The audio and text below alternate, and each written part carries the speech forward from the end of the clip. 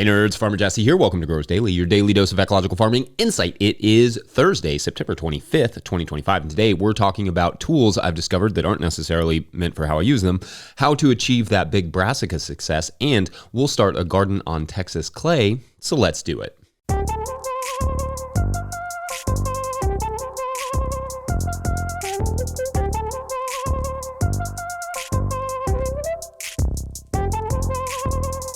All right, happy Thursday, everyone. I hope you all had nice weeks so far. Maybe you even got some cooler temps like we did and some rain like we did, like we are literally at this moment. It's been raining all night, punctuated by exceedingly loud thunder that our poor dog can only assume is the apocalypse. I'm basing this on her activity and also just like what she puts in her journal. But I'm happy for the garden. It has been waiting a long time for some good rain. Otherwise, I spent the morning harvesting and then clearing out the cherry tomatoes out of our tunnel, which is a little bit sad. With the lack of pruning in the end of the season, the sunlight diving and all that stuff, that patch was just not yielding what we kind of needed it to every week comparison to what we could be getting out of it from like lettuce or greens or whatever. And those tomatoes were in the ground from like April until now, which really is the best and simplest argument for having a little covered growing space. 6 months of tomato life.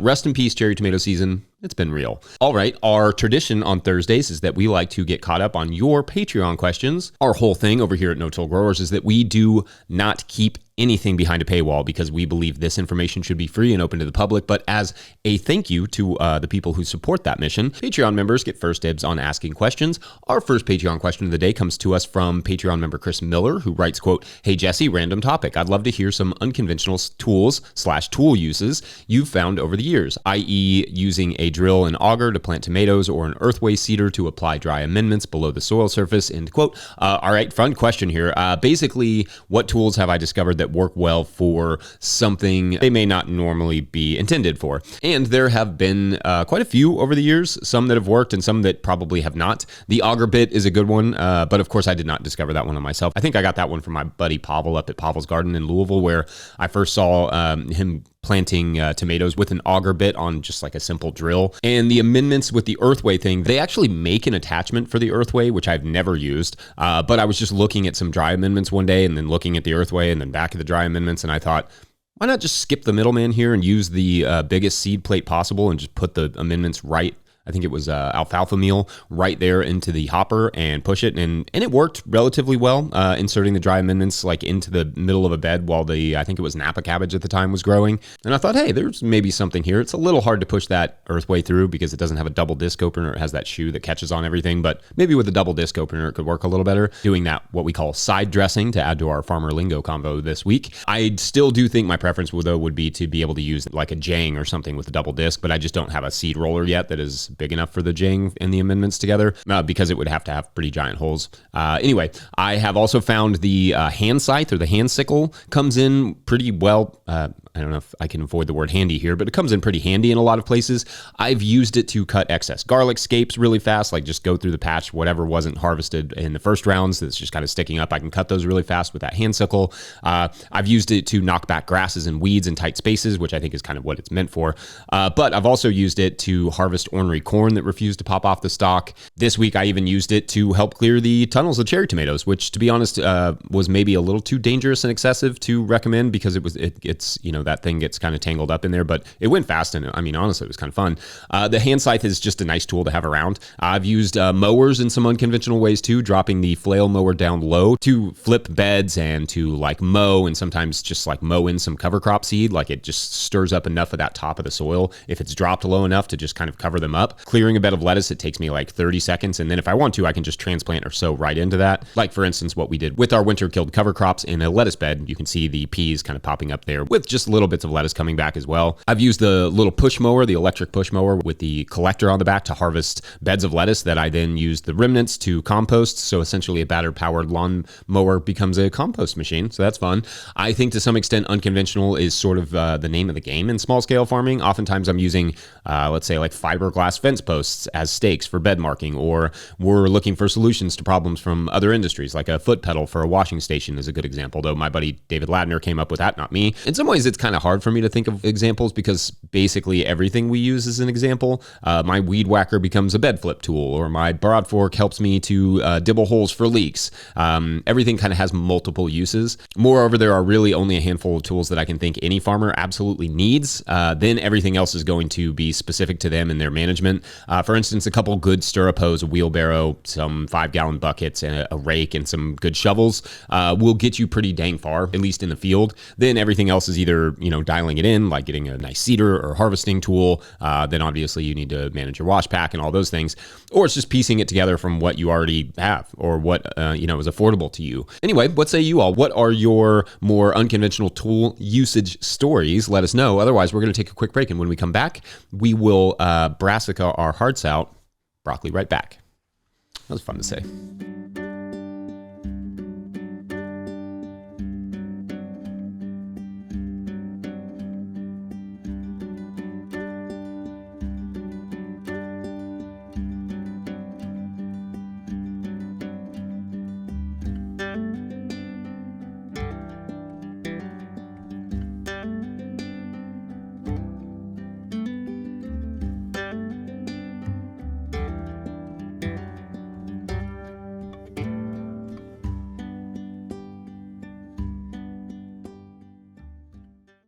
Farmer Claire Coleman here from the Winter Growers Podcast. Did you know that I also founded Real Farmer Care, a nonprofit that supports farmer well-being? From my own experiences farming, I knew firsthand that this type of support was missing from ag, so I decided to do something about it. As of today, there are over 500 farmer recipients of a $100 self-care award, with more applying daily. If you'd like to help, each $100 donated supports one new farmer.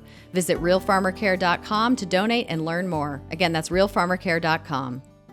If you, the listener or viewer, are enjoying this podcast, getting even a small amount of value from it, consider supporting our work over at patreon.com/no-till-growers. I will try to get to questions from everywhere that questions come in, but I will always get to your Patreon questions. Now, today's second Patreon question comes to us from Patreon member Andy Slimbarsky. That's very fun, Andy, who writes, quote, "Hi, Farmer Jesse and the No-Till team. Thank you for all that you do." You're welcome. Thank you. My nagging question year after year is, how in the world do I get my broccoli, cauliflower, and Brussels sprouts to produce? The plants themselves often appear healthy with thick stalks and robust foliage, but the Brussels sprouts won't produce sprouts, and the broccoli and cauliflower will produce tiny heads. Are we not giving them enough time to mature, or could we be low in a key nutrient? We've tried transplanting, direct seeding, etc. Once mature enough, we then mulch with old hay or straw. We typically well fertilize with composted cow manure and some other organic material.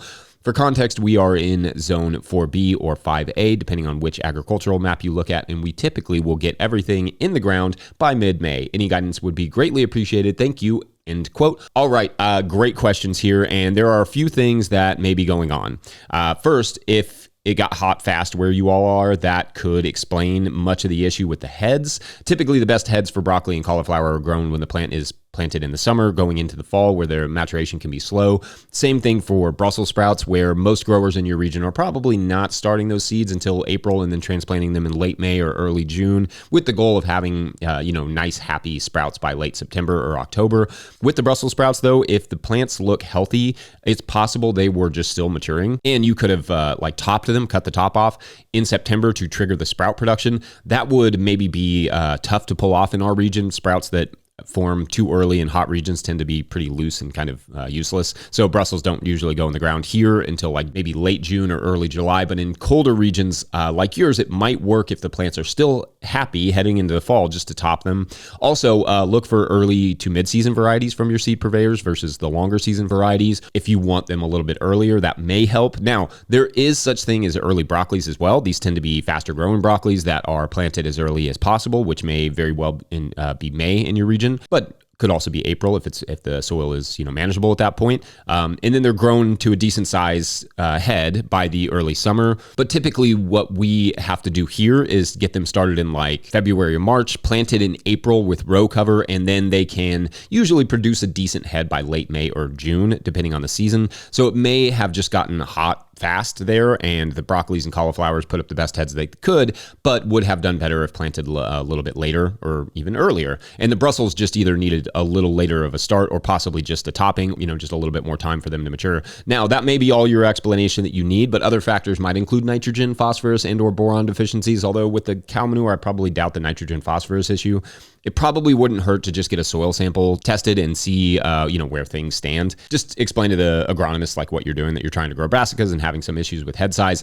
Another factor on the yield front can be variety. Some growers choose things like Dachicho broccoli, not realizing how small that first head can be before the side shoots start coming. So with that heirloom in particular, it's a really great crop. You'll get a small starter head and then you'll get a bunch of side shoots that you can sell sort of like broccoli rabe or something, or eat them that way, obviously, if you're not selling them. Also, a light frost can cause plants to button up or create tiny heads. So if you happen to get a light frost after you planted them and they're somewhat mature, that could help explain the size. Again, that's why we cover them with row cover in the spring, if you're planting in the spring too early. I don't know if I have a lot more to add to that, but others can obviously feel free to fill in any gaps, especially those of you growing in, colder regions where brassicas actually enjoy growing. Otherwise, I think we will take one more quick break and then we'll break some Texas clay. Yeah, that was a good little segue there. Be right back. Today's episode of the Growers Daily is brought to you by Farmhand. Farmhand is the virtual assistant built for farmers, helping CSAs scale sales, run error-free fulfillment, and deliver 5-star service. Whether you're at 100 members or 1,000, Farmhand helps you grow without burning out. You've heard us and our farmers right here on Growers Daily. Explore farmer wins and learn more at farmhand.partners/no-till. That's farmhand.partners/no-till. All right, back to the show. All right, our third and final Patreon question of the day comes to us from Earl, who writes, quote, "Hi there, love the YouTube channel." Thanks, Earl. Also bought your book many months before I knew the channel existed. My wife and I, at the beginning of the year, got out of the city and purchased 46 acres in East Texas.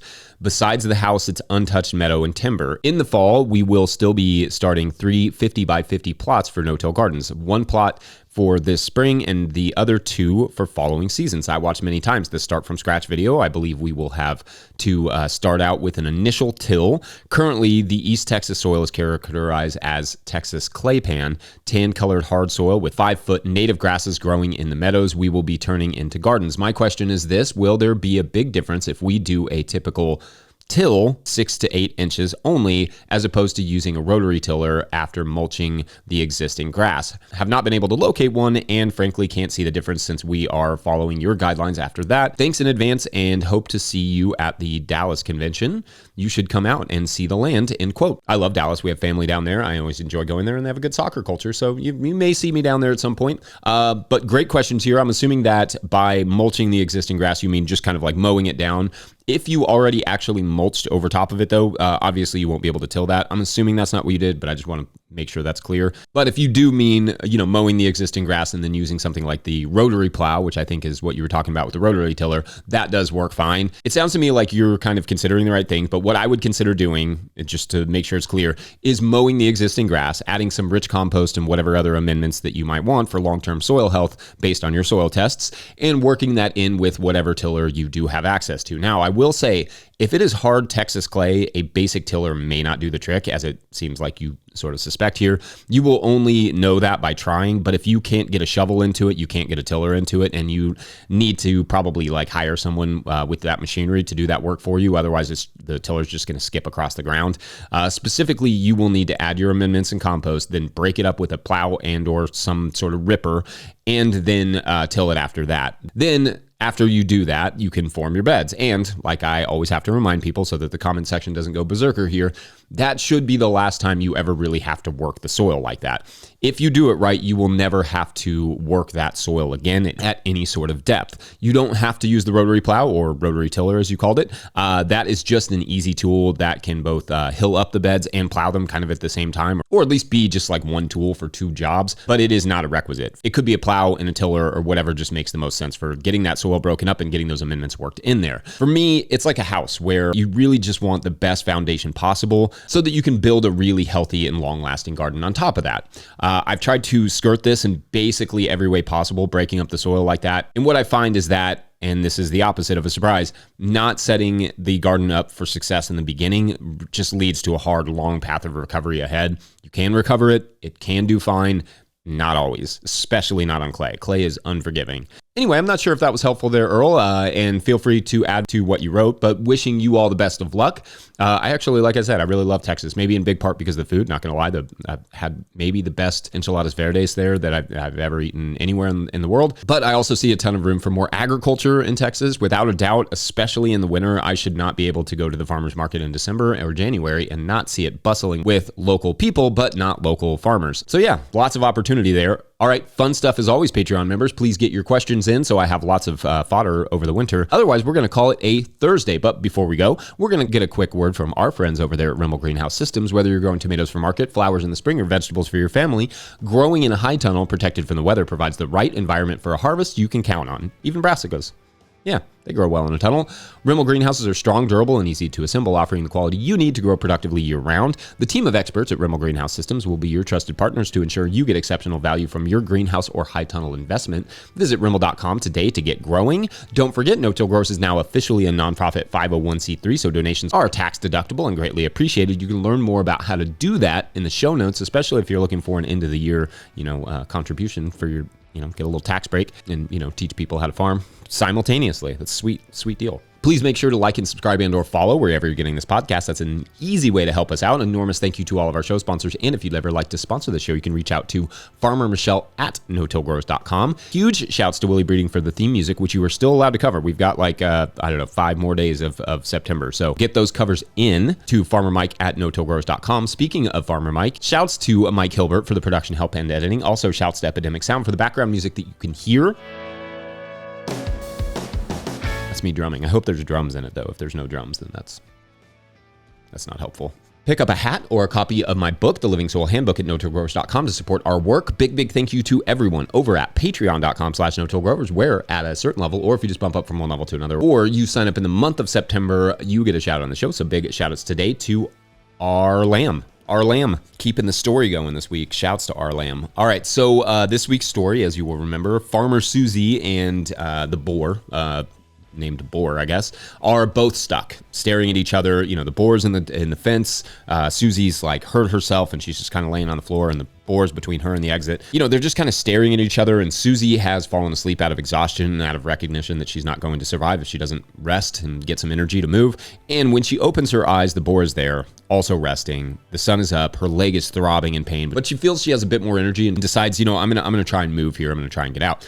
But when she does this, when she starts to move, she startles the boar and it jerks heartily, knocking a bag off the shelf, and it lands right before Susie, and a mass of raw peanuts spill out. She had planned, she'd had that sitting there because she'd planned to boil them that night before the market, and so she grabs a few, cracks them open, and eats, a few peanuts. Raw peanuts are underrated, just FYI, figuring maybe it wouldn't hurt to have something in her stomach just to have a little bit more energy to get past this boar. So she breaks open a few, and then she kind of just looks over at the boar and decides to, break open a few and throw them over there. And maybe it could serve as a bit of a distraction, right? To just get the boar eating something so that Susie can kind of get out while the boar is scarfing them down. And at first it kind of just grunts and ignores them, kind of staring Susie in the eyes intimidatingly, if that's a word. And then it does start to eat. So Susie hands the boar a few more and decides this is her moment. She's going to sneak past the boar while it eats.